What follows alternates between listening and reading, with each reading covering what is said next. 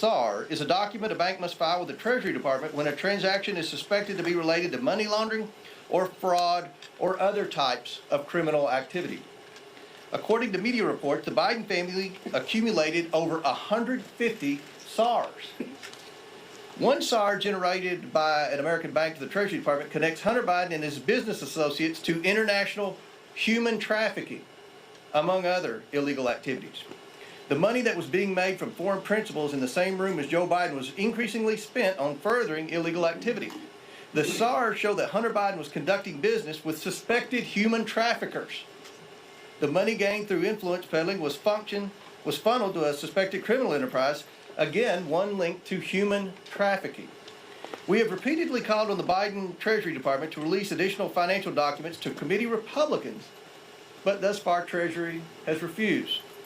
We want to know what the Biden administration is trying to hide from the American people and why they are not being transparent.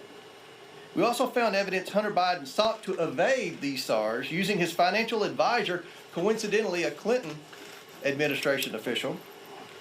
We will continue to pursue all evidence, and specifically the SARs and bank records in the new Congress.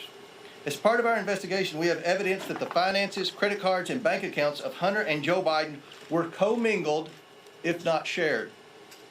And on some accounts at least, red flags were raised by banks to the account owner or owners indicating suspicious or illegal activity. One of Hunter's closest associates, Eric Sherwin, was accessing Joe Biden's money and writing checks to reimburse Hunter. Sherwin arranged the Biden's international deals around the world.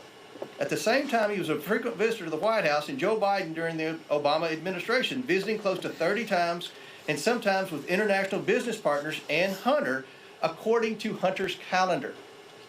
Sherwin was also the president of Hunter's company and was appointed by President Obama to a position in the administration. After an apparent falling out with Sherwin, Hunter began coordinating business himself, and increasingly the deals brought in Joe Biden as a direct equity holder. One of these deals involves the sale of American natural gas to China. Evidence suggests Joe Biden had a 10% equity stake through his son. And behind Glenn and Andrew is a map from Hunter's laptop. This was a PowerPoint presentation on his laptop in Chinese that they used in working with the Chinese. Now, let's think about this for a second. At a time when Americans are suffering from high energy prices because of this administration's terrible energy policy, we find evidence that Hunter Biden and Joe Biden were involved in a scheme to try to get China to buy liquefied natural gas, and from a whistleblower to try to get their foot in the door with China starting to purchase an interest in natural gas drillers.